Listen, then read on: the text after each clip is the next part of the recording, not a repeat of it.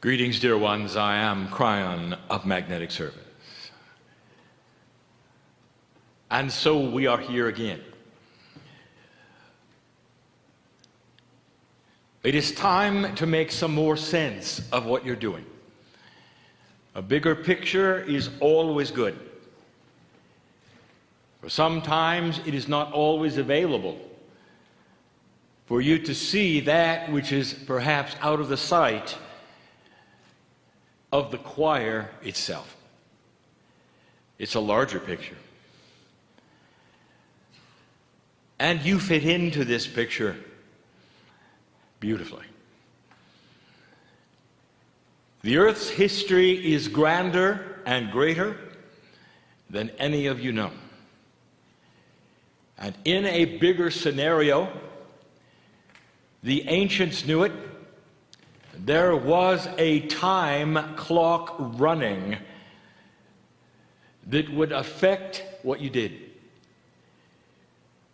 Although you have been here with the knowledge of dark and light for almost 200,000 years, it has only been in the last 30,000 that civilization has developed and the test really began.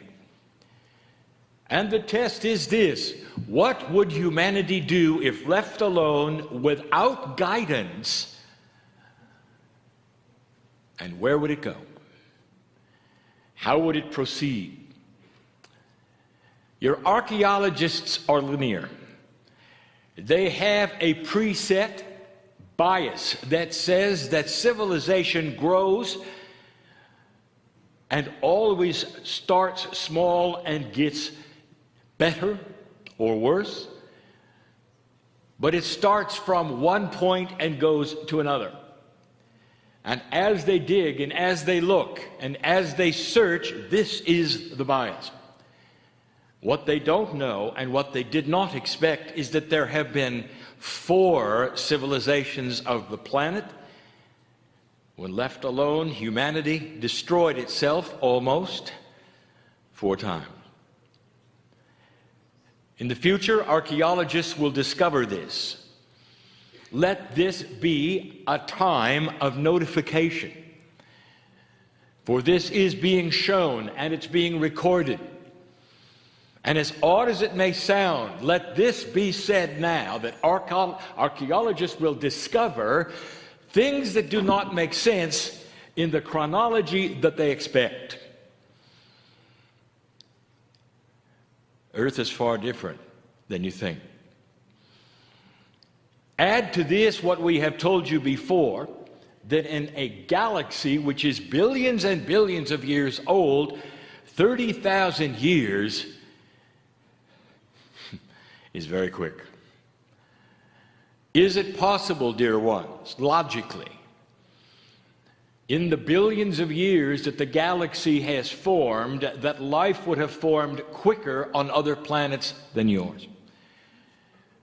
And the answer is yes. You are the new kids on the block. And so with all of this known, I give you a setup. And the setup is this. Let me ask you about your children. You watch your children grow and you are aware of consciousness shift. The human brain starts to develop and eventually it will get to a place where it is thinking as an adult.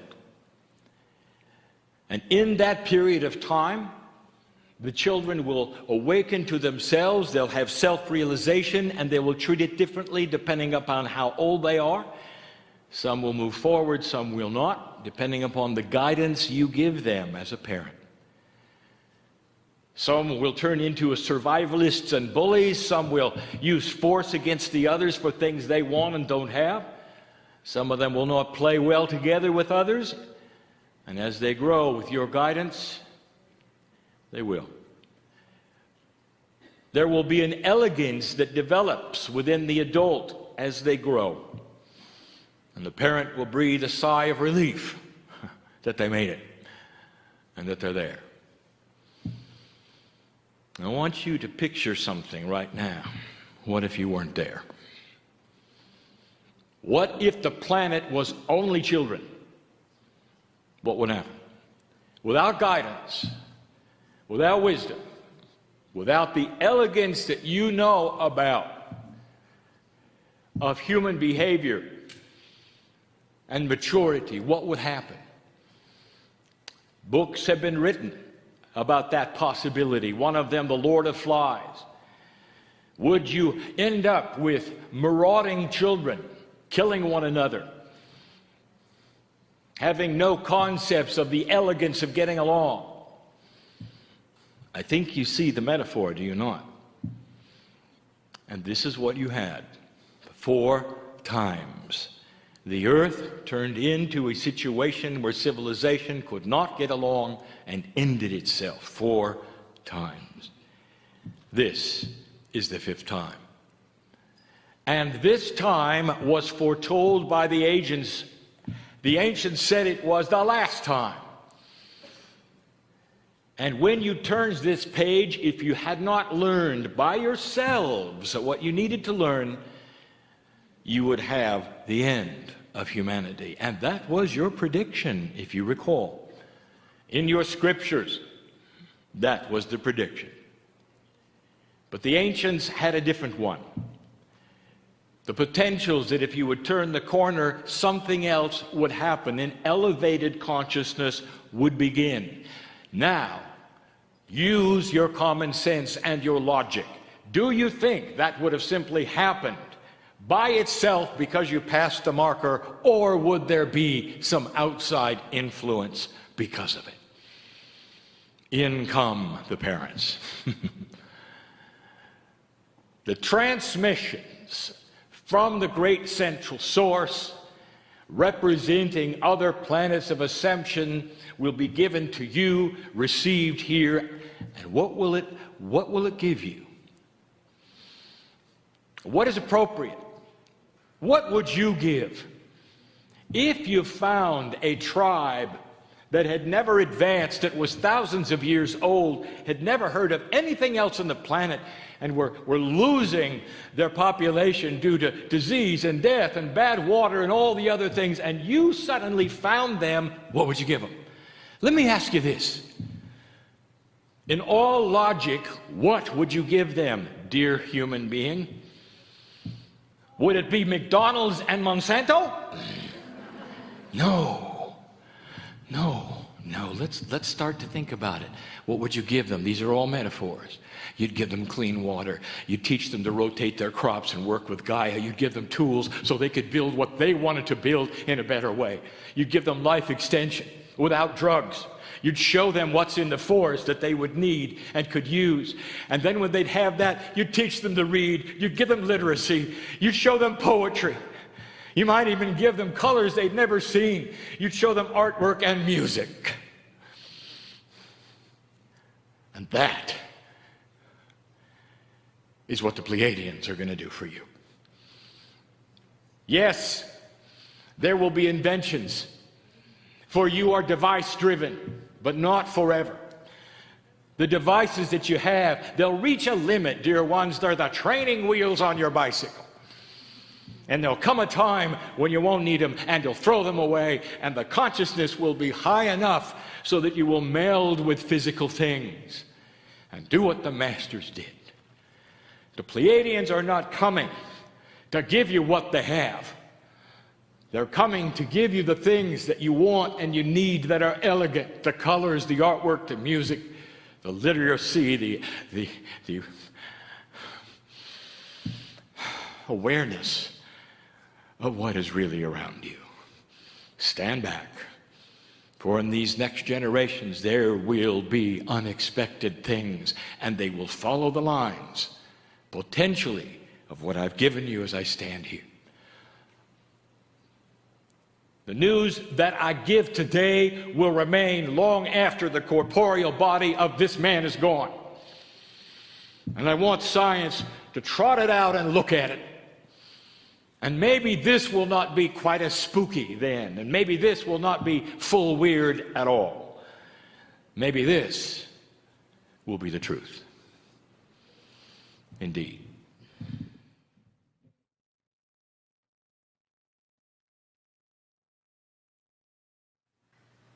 Channeling is interesting. For the recipient and the one who delivers it must be out of the way. My partner steps aside. In order for this to happen in the way that I wish it to happen for you, he can have no foreknowledge of what I want to do. And what I wish to do depends upon this room and how receptive it might be to something you did not expect. First, let me set the scene.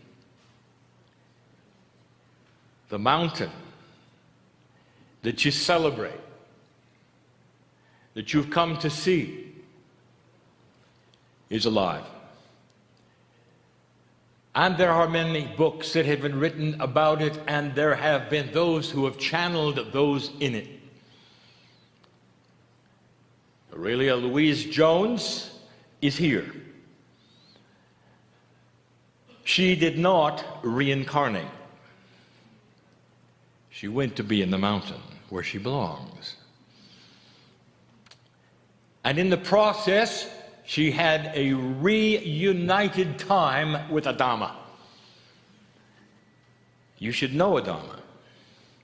You cannot leave this place without a message from Adama. Adama will speak for himself, herself, in just a moment. The information that has been esoteric to the max, unbelievable, is that in the mountain there is a city. And the city is basically Lemurian, mostly Pleiadian, which we have described is the same thing in this case. And that it has a purpose. There are those who continue to channel Adama accurately with truth. And they do it with the filters that they would have based upon what they expect. And I want Adama to set the record straight. Now, this may seem odd, but of course the whole thing seems odd. The human being channels Kryon, and I'm stepping in to channel Adama.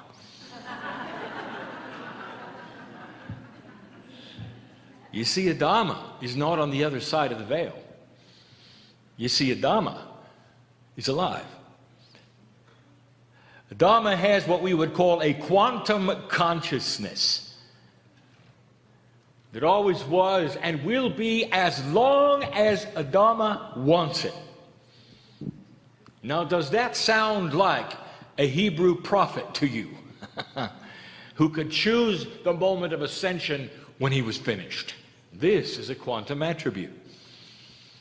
Imagine life as long as you wish it to be, either corporeal or not, and a transition on your schedule.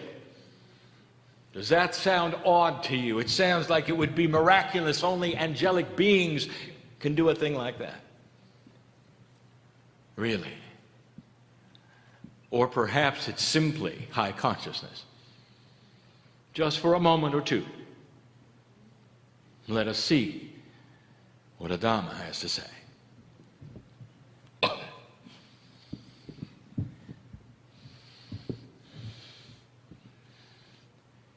Greetings, my beautiful children. I am Adama, and we have expected you. You sing the lullabies in my language that we expected. I want you to pay attention. No amount of verbiage from any human being or channeling from any human being would awaken the city that I represent. I am Adama. You see me as male, I am not. I am a collective consciousness of a multi-dimensional city filled with energy, waiting to be released as a time capsule to you. It is beautiful. It is filled with maturity. But let me tell you the litmus test, as you would say. For we have been here a long time waiting for this, and we know that there is only one way for this, what we call the guardians, to release the information. There is only one way. And that is to hear our native language and songs sung by humans, because this was never written. This was never to be discovered. It doesn't exist on the planet. It had to come. It had to come from human Akash that remembered. And when it did, it would be the signal and the sign. It would be proof that it is happening. That's the only proof that would be satisfactory, and you have come to sing it to us. Let it be known that the mountain has heard it, is ready. Out will pour at the appropriate time and the place through the planets that needs to be. Out will pour the beginning of the maturity that you need, the elegance of consciousness that you need. It is going to start in humans who are least resistant. And those will be those who are young, who have not made up their mind whether this is silliness or whether it's real. And out will flow then the abundance of the maturity that we have for you. And it will be given in whatever scenario of time you create of receptibility and resilience. As you sit here, listen, I am a Dhamma. As you sit here, I know things, I will tell you things on this planet right now. Right now. There are things taking place as you sit here where the old energy wishes you to leave the building and watch the news and say, it can't be real because look what's going on the planet. There are pockets of old energy that know about this mountain and that will create pockets of disruption and war so that you will believe that it is not true. They don't have a chance. They don't have a chance. Not with you here. Do you understand what it must feel like for us, this collective consciousness, to hear you with our DNA singing in our language the lullabies that our mothers have sung to us?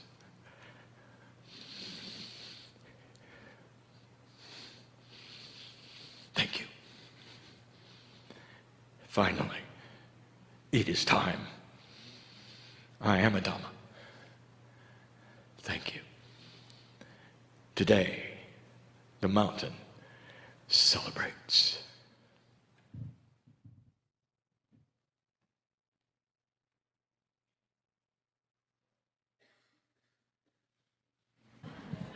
Uh-oh. Sometimes I get premonitions. I was said I can't leave.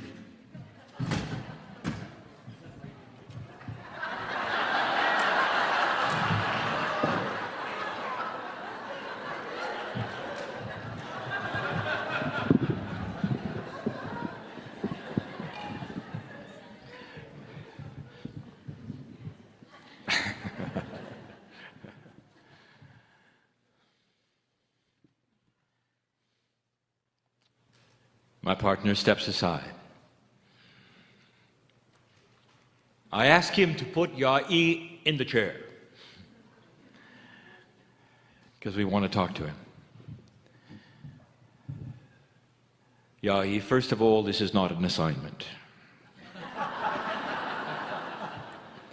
We're done giving you assignments because you already know before we give them and are halfway through the process. And that's what we wish to speak about. The process that's going on the planet right now, you will understand far better than anyone, so I speak to you. The reception is coming in a quantum way from the center of the galaxy, which is collected from others who are ascended. The collection is from planets who are ascended. The Pleiadians have their parents, they have their parents. There are many in ascension. So it is a collective wisdom all over the galaxy delivered to this planet. It is received through the portals that represent the 12 time capsules of the planet, the pairs that have been discussed. This is the fourth pair to open. You are now calibrating it. It is transmitted through the ground and then is reflected upon the three grids of the earth that we have discussed in the past, the magnetic, the crystalline, and the Gaia. Together they posture human consciousness, and human consciousness then is postured through the DNA, which then reflects that quantum energy which is passed from the grids to it. Some of it is given real time to the humans on the planet at the time. Most of it is given to the wombs of those to be born. Therefore, the children will awaken first and change the planet right under the feet of the adults. That is the system. And what I want to tell you, oh, shockingly accurate one, is that as this begins, and it begins now, the choir is going to change. It has to. For this has been the beginning, the awakening. The tones that you have remembered have come, literally, from one Pleiadian, and that was your mother. Because your mother is still alive, not corporeally, but consciously. And she delivers this, waiting for you to awaken. You are remembering, of course, the lullabies, the sounds, the language, all of the things. But up to now, sir, you have remembered it in a linear fashion. And in this linear fashion, you would receive it, you would record it, you would write it down, you would give it to those who would direct it, you would sing the tones to each other in a way that would create other energies and awaken these portals that we have described to you. And that system is now changing. The tones as sung are accurate and will remain accurate, and they still do the same things, but there are more advanced tones coming. Now, the numerology of the last tones that you sing should give it away. For they are 27, 28, 9 and 1, completion and new beginning. And so the choir completes a segment of energy and closes it here in Shasta. And when it reopens by the Orange Rock in Uluru next year, I want you to sing something a little different. Here is what you already know, because you are sensing that it's coming. It's going to be the choir and Ya'i. It's going to be a triad. The 3 represents the catalyst, and the choir becomes a catalytic calibrator of the future portals to open as the time capsules we describe. And the part that you're going to play in some of the new tones are going to be different, for they're not going to be linear. The linearity should be carried by the choir singing 2 kinds of tones that are simple, that would create a bed for you to channel over. The new tones that you will give over the choir as the 3rd energy with the 2 will not be delivered in advance, Ya'i. They're going to be channeled in real time as you do it.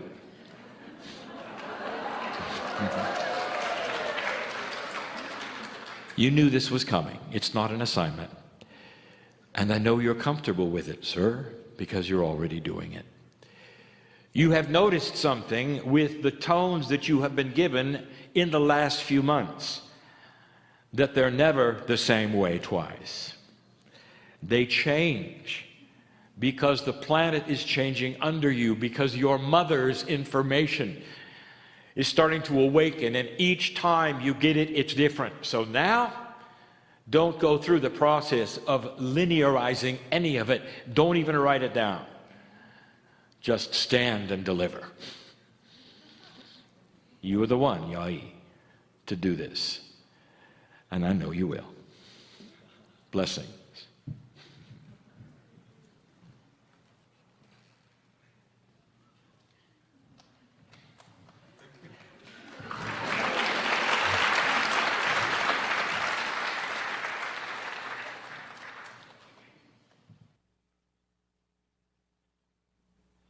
My partner steps aside.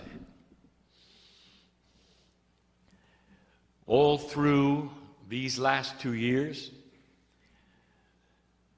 I have attempted to demystify the kinds of things that are happening now on the planet that seem odd. If someone were to attend this and they were not familiar with the energies, they wouldn't understand. And so I want to turn again to history. I want to remind you of something. There is a profundity happening right now with the indigenous of this planet that reflects the ancient prophecies of over 4,000 years. And 4,000 years is simply how long ago they knew they existed, but they've existed for 10. For even the Sumerians had this prophecy. And the prophecies come together now on the planet synchronistically. They echo what the Mayan calendar said indeed would happen. The end of the long count represented the end of the calendar completely. So terminal was it that it could not be revised. A new calendar had to be put in place. It has many names, for the ancients were not able to connect together to give it a common name, but the prophecies were the same. The prophecy of the eagle and the condor representing a higher consciousness, a softer earth. The awakening of the puma, the movement of the kundalini. It continues and continues. North America, South America,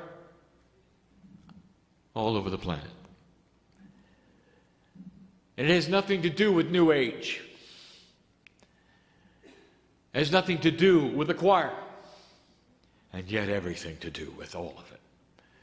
This is not a New Age event. This is an ancient event.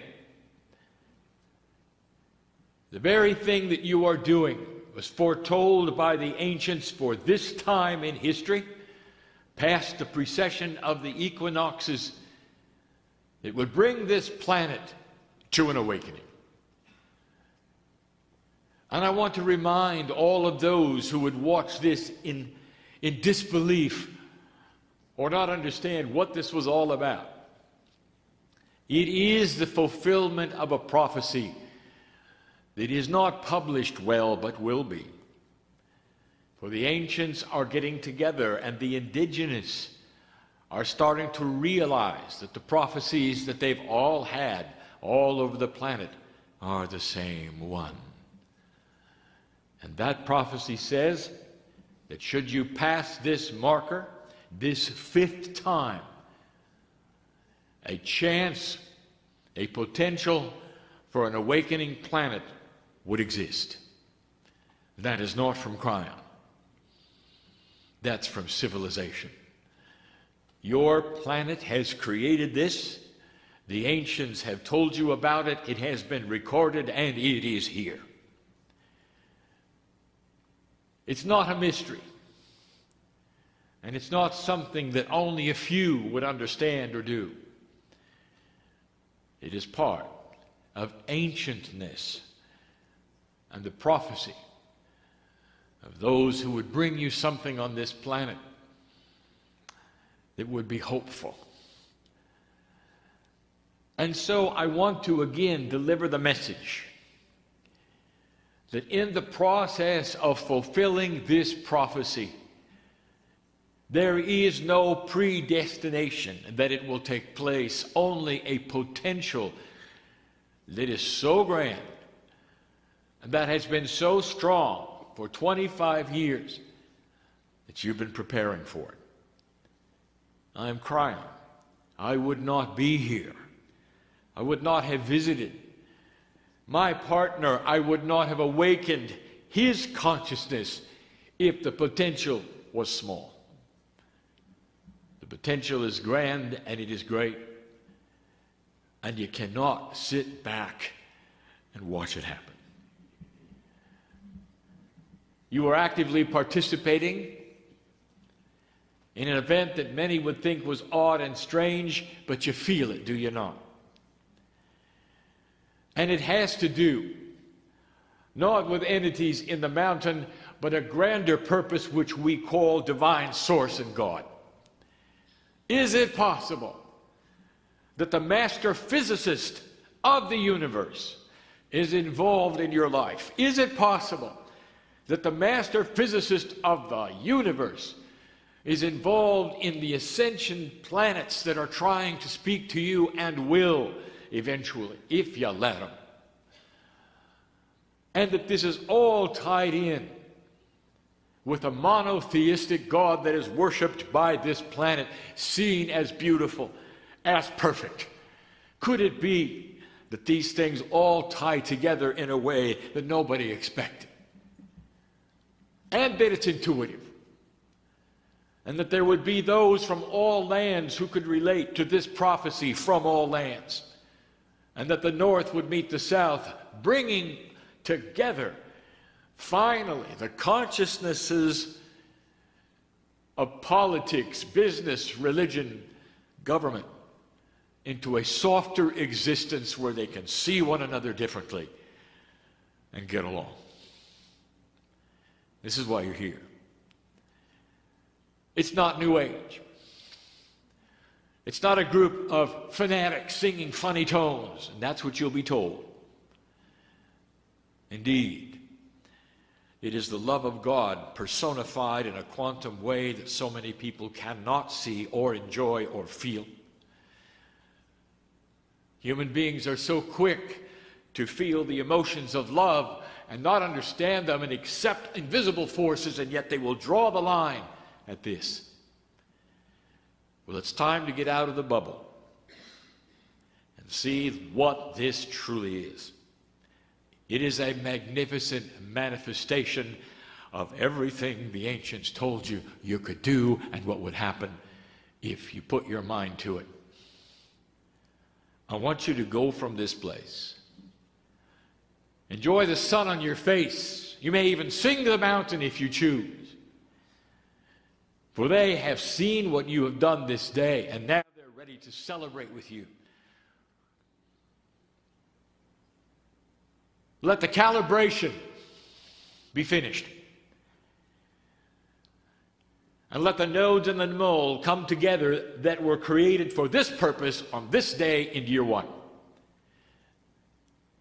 It is done. And you have done it. And so it is.